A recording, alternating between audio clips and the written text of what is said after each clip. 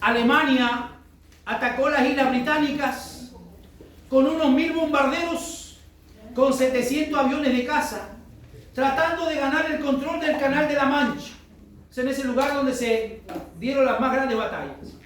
Los aviones alemanes doblaban en número a los británicos. Al día siguiente, Winston Churchill estaba en la sala de control. ¿Han oído ustedes hablar alguna vez de Winston Churchill? Sí. Era un tipo de la guerra, pero era estratega. No ha habido otro como él. Winston Churchill estaba en la sala de control. Allí había una mesa enorme que representaba el campo de batalla. Encima de la mesa se colocaron varias piezas que representaban a los aviones alemanes y un panel con bombillas mostraba la ubicación de los aviones británicos. Una bombilla apagada indicaba que ese avión estaba en tierra y una bombilla encendida que ya el avión estaba en el aire. De repente todas las bombillas se encendieron indicando que todos los aviones de la Real Fuerza Aérea Británica estaban en acción y después de un tiempo de mucha tensión, los alemanes se vieron obligados a regresar a sus bases. Los aviones británicos habían tenido un avance positivo y este fue un evento determinante para el futuro de la Segunda Guerra Mundial y por lo tanto para el futuro de toda Europa. Cuenta la historia que Churchill salió de la sala de control muy emocionado. Entró en su auto junto al secretario del gabinete de guerra y en ese momento pronunció una de las frases más famosas de Churchill que se comparten hasta el día de hoy. Miren lo que dijo Churchill. Nunca en el ámbito del conflicto humano tantas personas debieron tanto a tan pocos. Tomando esta frase de Churchill, nosotros la podemos llevar también a las filas del Evangelio. Él dijo, nunca tantas personas en la humanidad le deben tanto a tan pocos. Porque por ese pequeño grupo de pilotos que fueron valientes, los alemanes retrocedieron y de alguna manera se terminó y se ganó la Segunda Guerra Mundial. Muchos en Europa le tenían que agradecer a ese grupo pequeño de pilotos de la Real Fuerza Aérea Británica. Ahora, cuando nosotros lo trasladamos eso al Evangelio, podemos decir que con la venida de Cristo y su muerte en la cruz, nunca antes la humanidad le debía tanto a un solo hombre. Amén. Nunca la humanidad le va a deber tanto a un solo hombre como lo debe, ¿verdad? Y como fue la persona de Jesucristo. Y ahora me acompaña a Romanos capítulo 5, versos 17 al 19. Pues si por la transgresión de uno solo reinó la muerte, muchos más reinarán en vida por uno solo, Jesucristo, los que reciben la abundancia de la gracia y del don de justicia.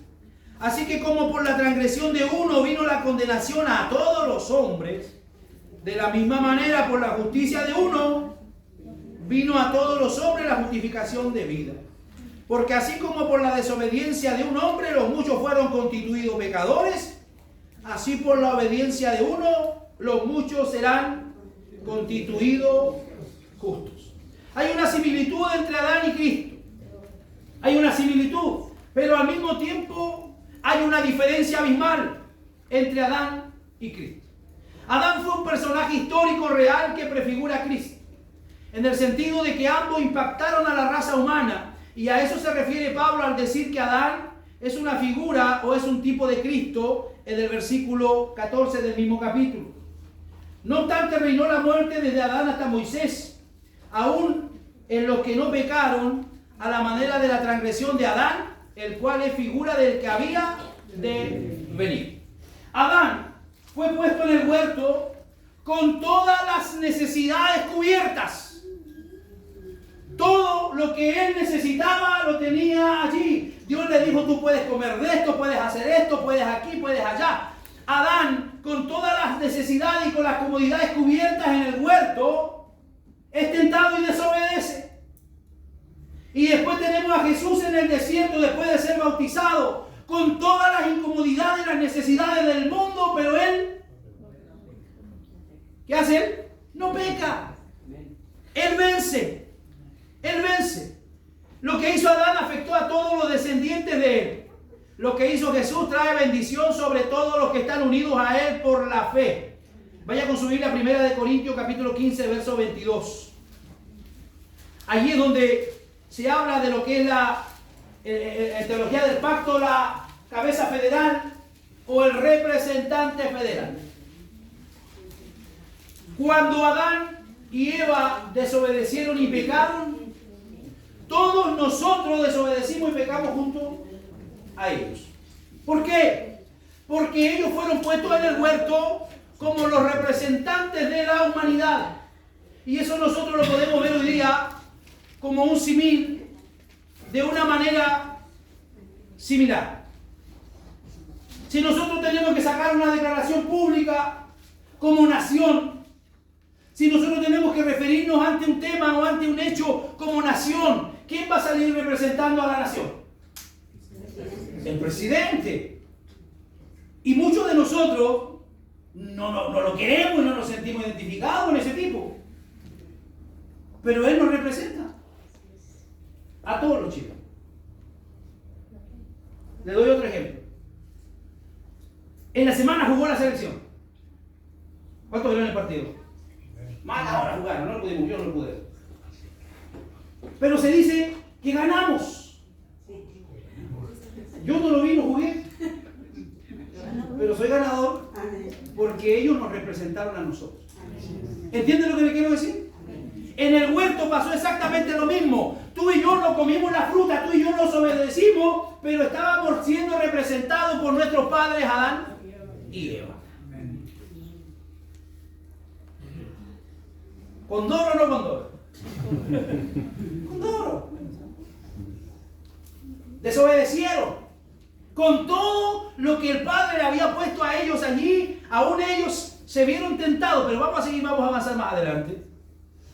Lo que hizo Adán afectó a todos los descendientes de él. Y lo que hizo Jesús trae bendición sobre todos los que están unidos a él por la fe. ¿Cómo estamos unidos a Jesús? Por la fe. Pablo dice en otra de sus cartas, 1 Corintios 15, 22, ¿qué dice? Porque así como en Adán,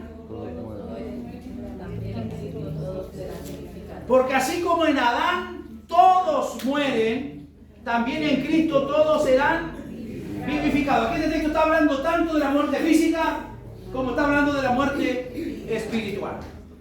Cabe preguntar entonces, ¿cómo puede ser posible que millones de pecadores reciban el favor de Dios por la obra de un solo hombre? Parafraseando las palabras de Churchill, ¿cómo puede ser que por un solo hombre tantos hayan recibido tremenda bendición?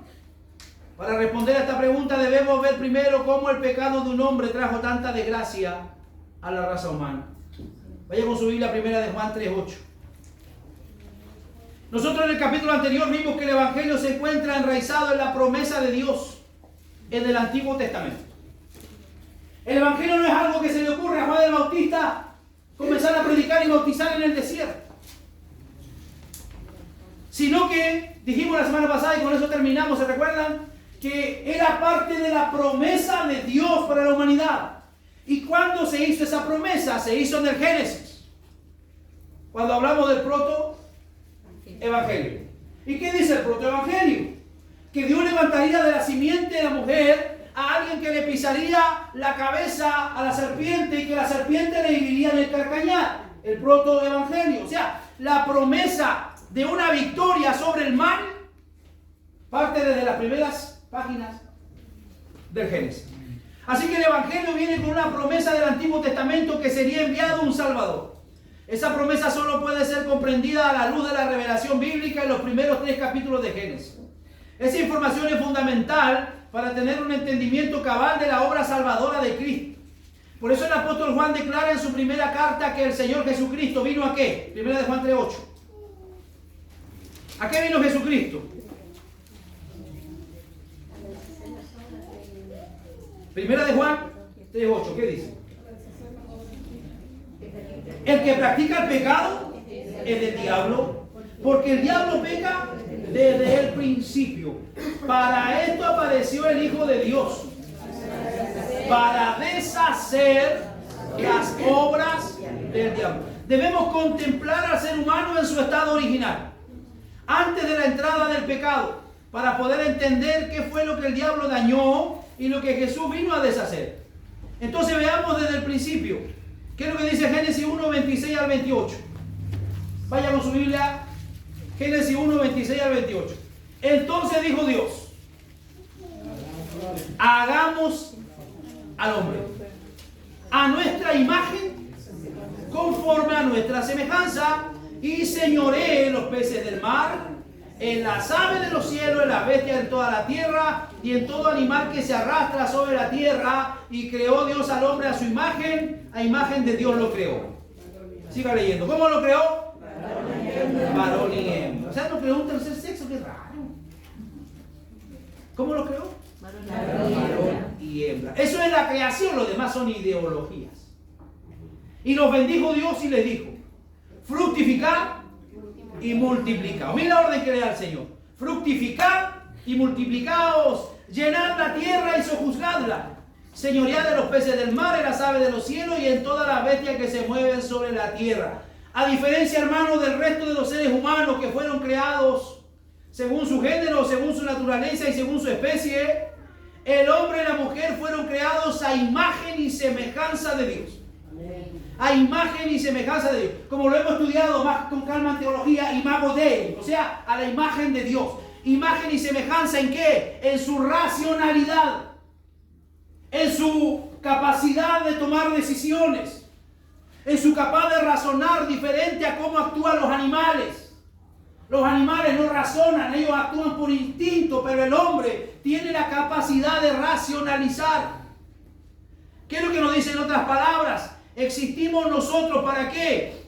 Para glorificar a Dios en la misma medida en que podamos representarlo con fidelidad. ¿Cuál fue la orden que le dio el Señor? Reproduzcanse, multiplíquense y señoreen sobre la tierra. Ese término y esas palabras lo que están diciendo es que al hombre le fue dada una responsabilidad, le fue dado un trabajo, le fue dada una honra que era representar a Dios sobre la tierra y debía hacerlo con fidelidad. A mayor semejanza, ¿verdad?, que nosotros podamos tener, va a haber mayor glorificación. Vamos al profeta Isaías, por favor. Capítulo 43. Isaías 43, del 6 al 7. Diré al norte de acá y al sur, no detengas, trae de lejos mis hijos y mis hijas de los confines de la tierra, todos los llamados de mi nombre, para gloria mía los he creado. ¿Para qué fuimos creados? Para gloria de Dios. En la medida en que el hombre busca glorificar a Dios, va a ir siendo realmente feliz. Para gloria mía lo he creado, lo formé y los hice. Estos dos conceptos de imagen y gloria se encuentran íntimamente relacionados en la Escritura. De lo anterior se desprende que los seres humanos debemos representar a Dios a través de nuestras obras en el mundo. ¿Quiénes son los representantes de Dios en este mundo? ¿Quién? La iglesia. La iglesia es la que representa a Dios en este mundo. Por ende, cuando decimos iglesia, cuando yo digo iglesia no digo edificios. Cuando digo iglesia no digo letreros denominacionales. Cuando digo iglesia me refiero a cada uno de ustedes que está esta mañana y que forman parte, como decía Verónica delante, de esta asamblea y de esta congregación. En esto encontramos un mandato cultural dado por Dios a la humanidad. Ojo, la iglesia no solo tiene un llamado o una orden espiritual. La iglesia tiene un llamado cultural. Tenemos que afectar la cultura de nuestras naciones. No solamente ser felices, no solamente ser dinamita aquí entre nosotros dentro de las cuatro paredes. No solo ser santos aquí mientras nosotros nos vemos. Tenemos un llamado cultural, o sea, a poder impregnar a los que están allá afuera. Que ellos vean que realmente somos hijos de Dios. Eso es lo que el Señor está diciendo. Con frecuencia se pierde de vista el mandato cultural. Es parte de la responsabilidad más amplia de operar como imágenes vivientes de Dios. Y por eso yo siempre digo, hermanos, hay gente que no tiene Biblia en su casa. Hay muchos vecinos que no tienen Biblia y que nunca van a tener Biblia porque no es de su interés. Pero ellos, ¿qué saben del Evangelio? ¿Saben lo que nos ven hacer a nosotros? Ellos saben que los evangélicos no toman. ¿Por qué? Porque ven que usted no toma. Ellos saben que los evangélicos no fuman. ¿Por qué? Porque saben y ven que usted no fuma. Ellos saben que los evangélicos no le pegan a su señora. ¿Por qué? Porque usted no le pega a su señor. Entonces, hay mucha gente que lo único que sabe del evangelio es lo que nos ve hacer a nosotros. Por eso, ojo con eso. La humanidad habría de imitar la actuación de Dios tal como se revela en los primeros capítulos de Génesis. Subyugando, gobernando, multiplicándose y también reposando. Vaya lo que dice Génesis 2:15. Sin embargo, había un peligro que amenazaba el cumplimiento de ese plan. Quédese conmigo. ¿Cuál era el plan, la orden de Dios? Multiplicado, fructificado, sujugar la tierra. Pero ese plan estaba en amenaza. Moisés relata en Génesis que Dios tomó al hombre, Génesis 2:15, y lo colocó en el huerto del Edén. ¿Para qué lo colocó? ¿Para qué lo colocó? Léalo fuerte. O sea que el trabajo es una maldición. No, pues la gente dice por la culpa de Adán tenemos que trabajar. No, ojo. Dios había dado la orden antes de que Adán desobedeciera. Así que el propósito y la voluntad de Dios es que el hombre desde ya se mantenga activo. ¿Para qué Dios lo puso en el huerto? Léalo una vez más. Para que lo labrara y lo guardase. Una vez más. La misma raíz hebrea de la Reina Valera que traduce guardar es usada para referirse a los querubines que fueron colocados en Génesis 3:24 después de que el hombre desobedece. Ahora bien, si Adán habita en un mundo perfecto y sin pecado, y es válido preguntarnos de qué se supone que Adán tenía que proteger el huerto. Con esa pregunta los maté. Si se supone que todo lo que había allí era perfección, ¿de qué Adán tenía que proteger el huerto? ¿Cuál era el peligro que amenazaba el jardín? Y por consiguiente a nuestros primeros padres. Podríamos ir aún más profundo y hacer una pregunta que considero importante. ¿A qué debía hacer Adán para proteger el huerto y protegerse a sí mismo y a su descendencia de esta amenaza? El resto del pasaje parece proveernos una pista que nos ayuda a resolver estas interrogantes. Vayas a Génesis 2, 16 y 17. Y mandó Jehová Dios al hombre diciendo: de todo árbol del huerto podrás comer, mas del árbol de la ciencia del bien y del mal no comerás, porque del día que de él comieres, ciertamente morirás. Algunos han concluido, partiendo de las palabras de este texto, que Dios estaba tratando de impedir que Adán y Eva adquirieran conocimiento.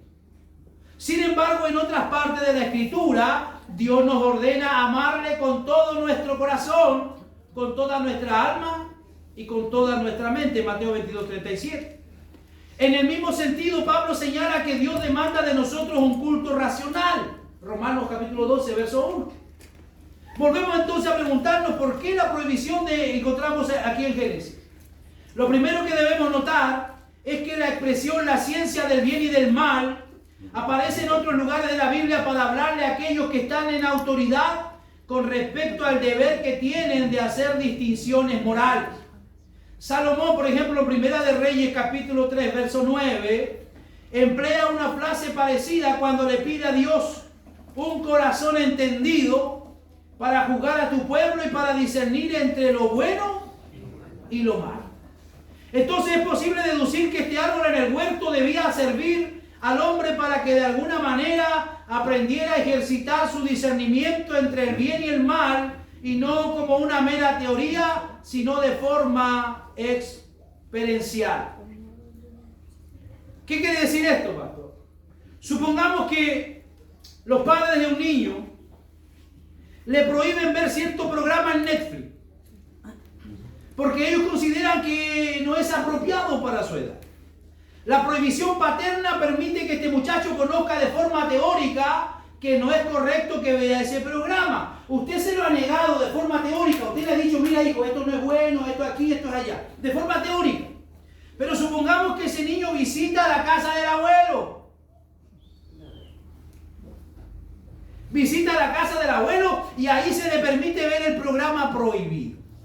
Esta sería una excelente oportunidad para que el niño demuestre que realmente confía en la decisión de sus padres como lo mejor para él, y manifestar su disposición a obedecerlo en todo lugar y circunstancia. ¿Me está siguiendo? Amén. Amén. Está la orden. El padre dice, mira, esto te va a hacer mal, esto no es bueno para ti, pero va donde el abuelo y la abuela que lo regalonean y le colocan la tele y lo primero que le colocan es lo que el padre le tiene prohibido. El niño tiene dos opciones: verlo y sanar su curiosidad y practicar en primera persona lo que le han prohibido, o seguir obedeciendo a su padre y negarse a ver lo que le está prohibido. ¿Se entiende?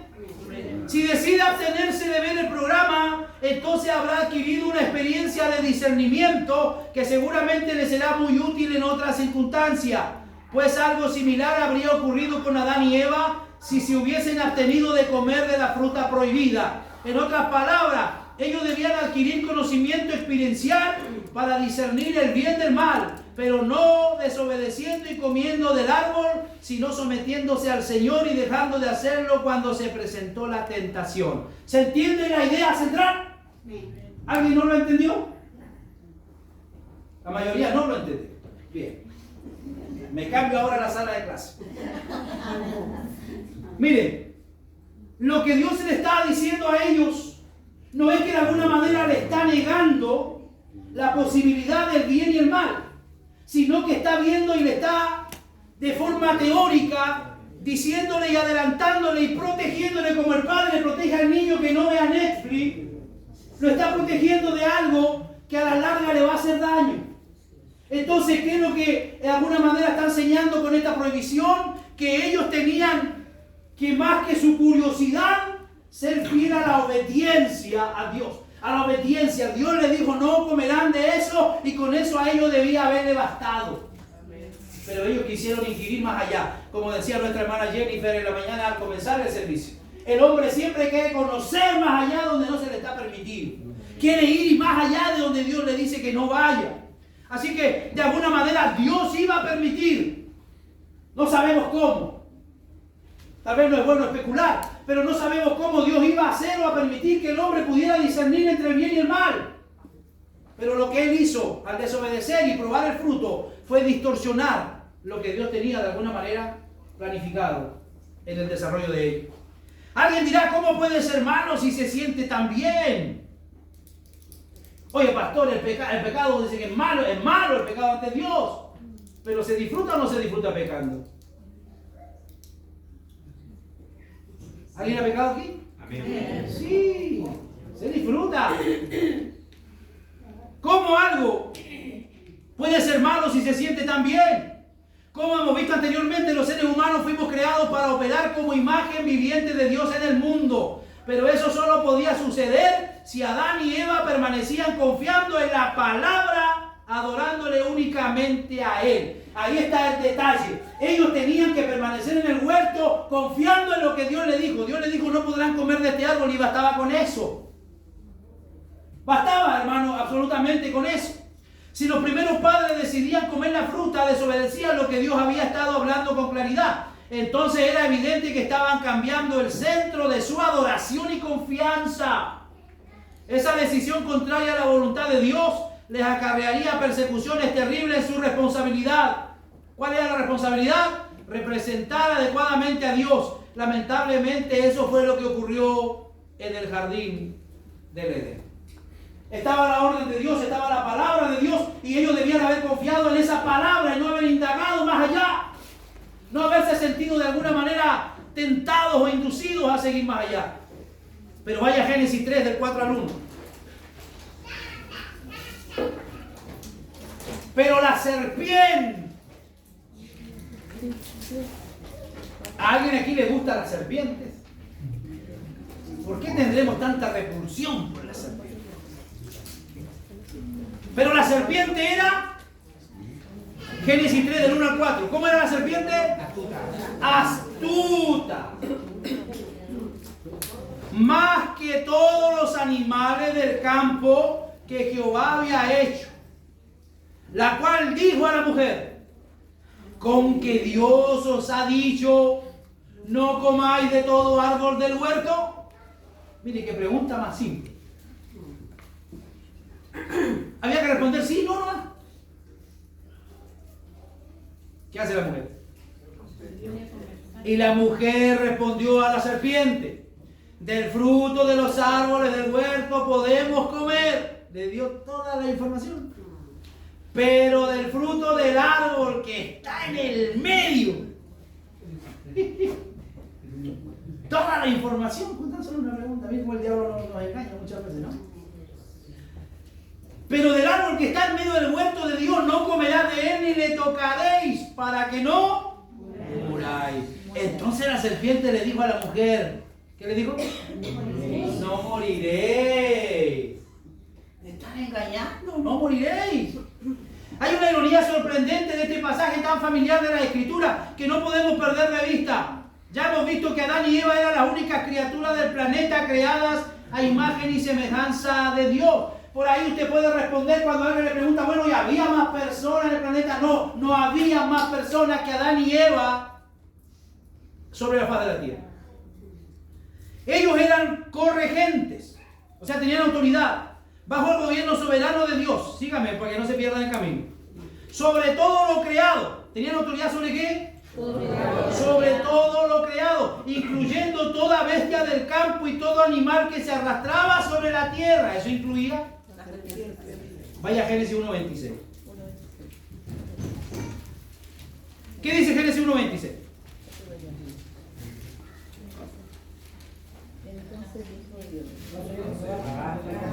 Hagamos al hombre, entonces dijo Dios, conforme a nuestra semejanza, y señoree. O sea, tenga autoridad sobre todo. Sin embargo, dígame para que no se pierda. Sin embargo, ¿qué es lo que hace Satanás? Satanás invierte la situación de una forma muy suave, con guantecitos de seda para que no se note. De una forma muy suave y sutil. Y él usa precisamente ¿a quién? ¿A quién usa? No, ¿a quién usa Satanás? A una serpiente. O sea, usa a un animal que se arrastra sobre la tierra y no solo somete a Eva a un interrogatorio. Imagínense, Eva le está respondiendo a alguien que está debajo de ella. Por autoridad ella no tenía por qué haberse puesto a dar la información si la serpiente estaba bajo su autoridad. Ahí ya partimos mal. Ella fue y respondió un interrogatorio, sino que tiene la osadía de cuestionar al mismo Dios, la serpiente. Russell Moore dice que la serpiente hizo que Eva actuara como si fuera ella la que estuviera sujeta al dominio del animal. O sea, el animal llevó la conversación a donde quiso llevarla. Por lo tanto, el diablo no solo atacó la integridad de Dios al poner en duda su palabra, Génesis 3:1, sino también la identidad de Eva al llevarla a comportarse como si ella y la serpiente estuvieran al mismo nivel. Pero el asunto fue más lejos. Cuando Satanás logró que Eva olvidara su identidad, o sea, se ponga al nivel de la serpiente, como ser creado a imagen de Dios, entonces inmediatamente puso en su mente la sorprendente idea de que ella merecía ser tratada como una diosa. Mire, ¿de dónde viene ese temita con las mujeres, no? Entonces, Génesis 3, del 4 a 6.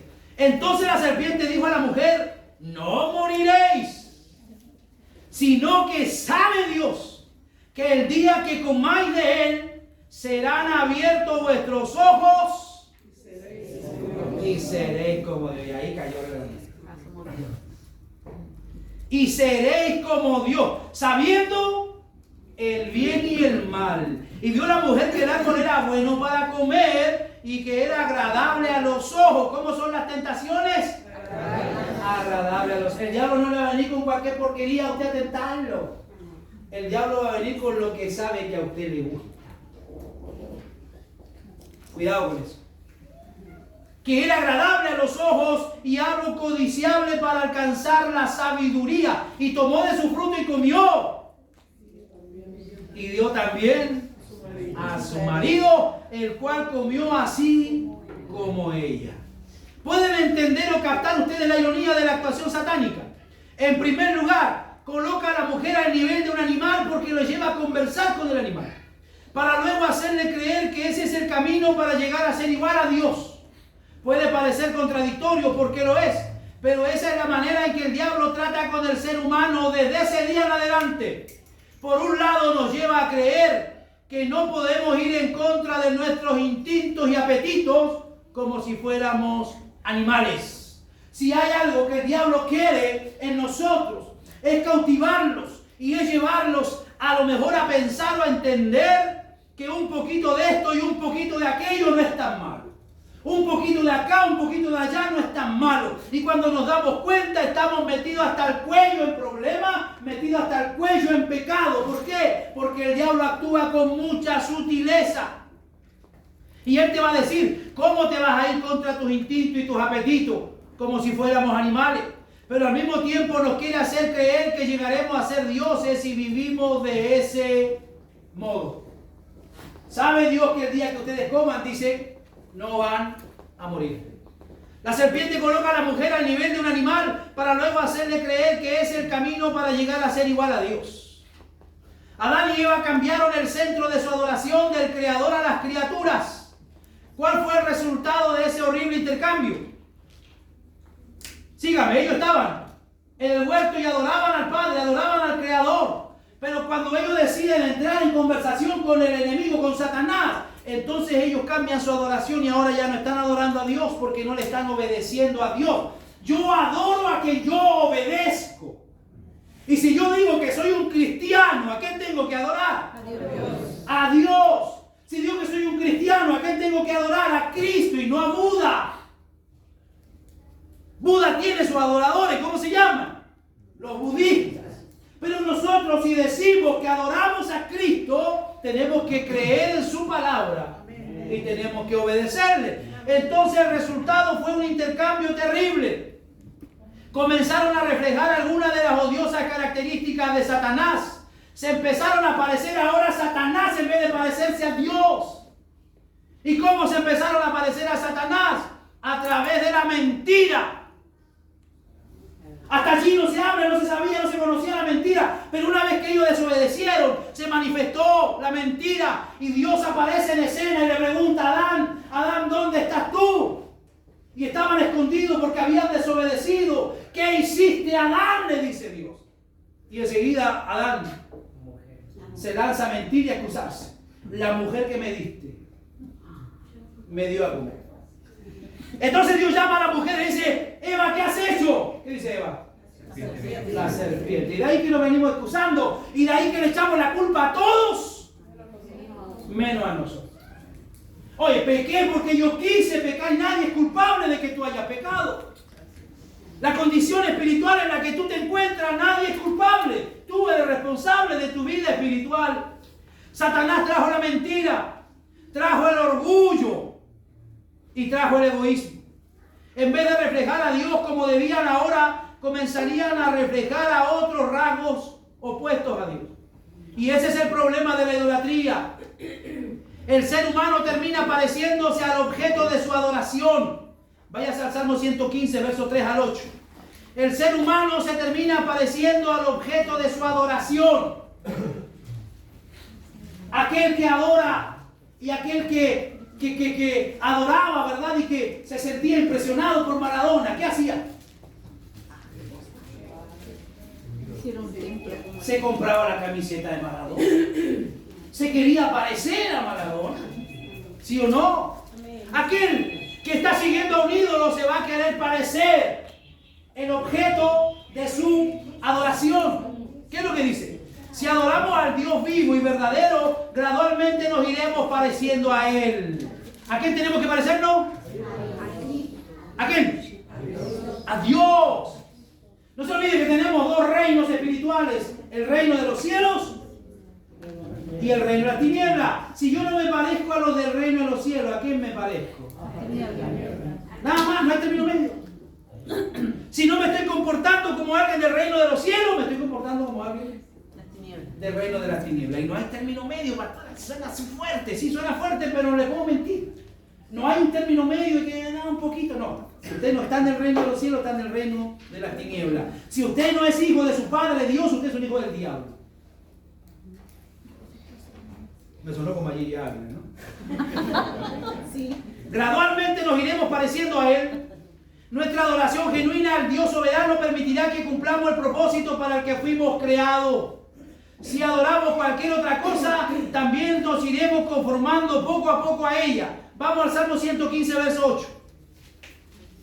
Perdón, leamos del 3 al 8. Nuestro Dios está en los cielos, todo lo que hizo ha hecho. Los ídolos de ellos son plata y oro, obra de manos de hombres. Tienen boca, mas no hablan. Tienen ojos, mas no ven. Orejas tienen, mas no oyen. Tienen narices, mas no huelen. Manos tienen, mas no palpan. Tienen pies, mas no andan. No hablan con su garganta. Ahí está la clave. 8. Semejantes a ellos son los que lo hacen, y cualquiera que confía en ellos. Los ídolos son impotentes porque no tienen vida. Y así también los idólatras son incapaces de operar en este mundo como debieran porque no tienen vida espiritual. Están tan muertos como sus ídolos. Por eso dice el salmista que tienen ojos y no ven, orejas tienen y no escuchan. Los idólatras tienen los sentidos espirituales embotados porque no perciben las cosas como realmente son. Vaya Jeremías 2:5. Los idólatras no se perciben y no se percatan de lo que muchos otros se percatan. Todo el mundo sabe que esa persona la está haciendo mal. Pero el único que cree que lo está haciendo bien es él. Porque tiene ojos y no ve. Tiene oído y no oye, igual que sus ídolos. ¿Qué dice Jeremías 2:5? Así Jehová, qué maldad hallaron en mí cuando padres que se alejaron de mí y se fueron tras la vanidad y se hicieron vanos. Se alejaron tras la vanidad y se hicieron vanos. De manera que el pecado dañó a la raza humana en diferentes niveles. Desfiguró la imagen de Dios con la que fue creado el ser humano, primero.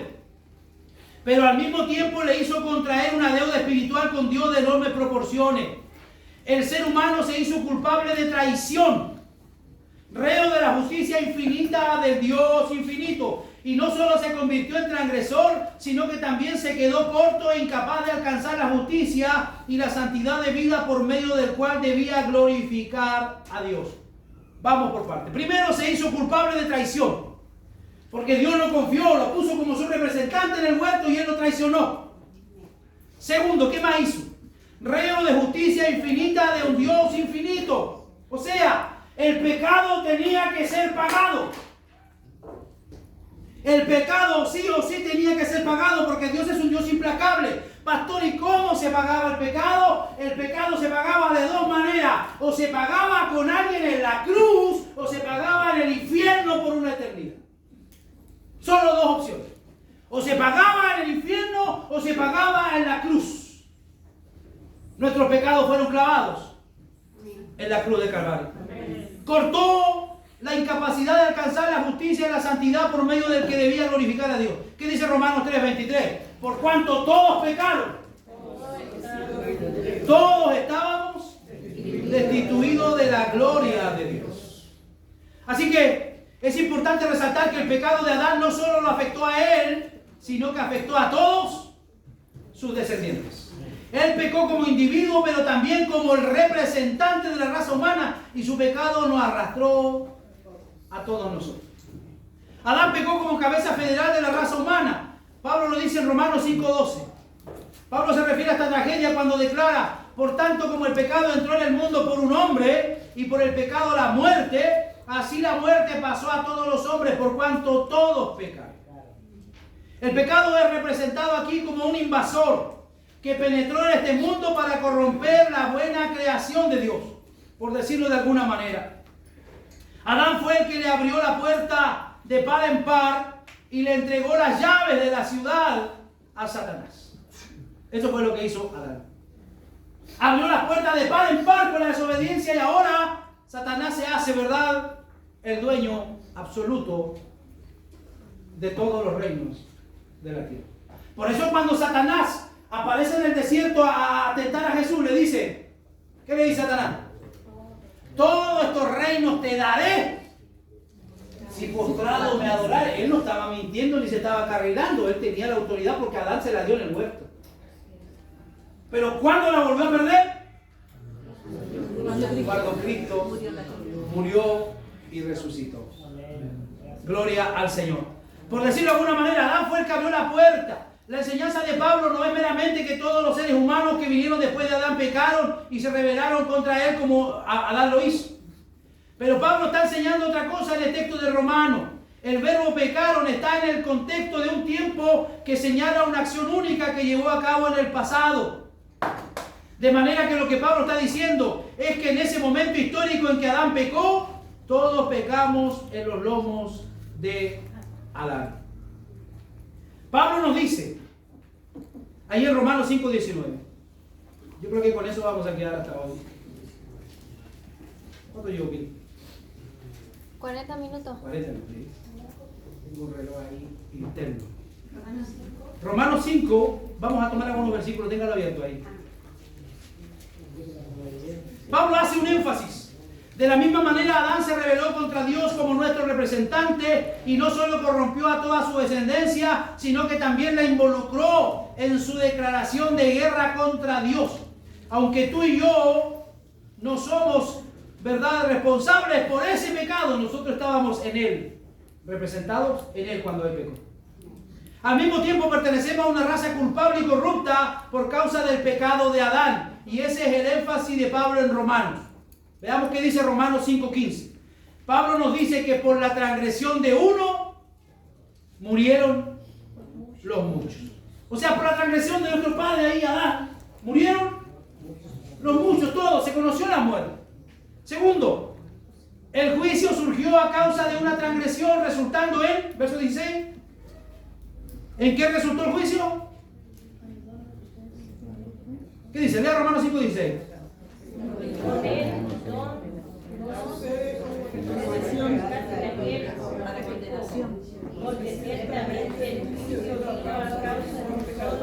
¿Para qué? Para condenación. Tercero, verso 17. Por la transgresión de uno reinó la muerte. Pues si por la transgresión de uno reinó la muerte, muchos más reinarán en vida por uno solo, Jesucristo, los que reciben la abundancia de la gracia y del don de la justicia. O sea, por la desobediencia de Adán, los muchos tienen como resultado la muerte, pero por la obediencia de Jesús en la cruz, muchos de nosotros poseemos y tenemos vida eterna. ¿Cuánto dan gracias a Dios por eso?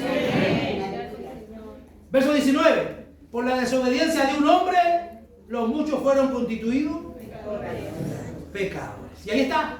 Y ahí está. Oh, que yo soy un buen tipo, pastor, yo no le hago mal a nadie. ¿Es pecado igual? Es que yo doy limosna, yo ayudo a quien puedo, y nunca he engañado a mi señora, yo no maltrato a mis hijos, pero es pecado igual. Desde el niño que nace hasta el viejo que muere, son todos pecadores. Amén. Es terrible, ¿no? Qué terrible la realidad del ser humano. Pero nosotros tenemos una escapatoria. ¿Y cuál es la escapatoria? Cristo. Cristo nos ha redimido de la maldición de la muerte, y ahora que somos hechos hijos de Dios, todas las cosas son hechas nuevas y las cosas viejas pasaron. ¿Cuánto le dan gracias a Dios por eso? Amén. El pecado de Adán fue imputado a toda la raza humana.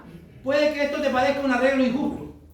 Sin embargo, como de alguna manera en los próximos capítulos vamos a estar viendo, si no fuera así, que Cristo vino, cada uno de nosotros hubiéramos tenido que representarnos ante el trono de Dios de manera personal. Pero como Él se puso en nuestro lugar, fuimos justificados por Él. Él nos presentó sin deudas ante el Padre.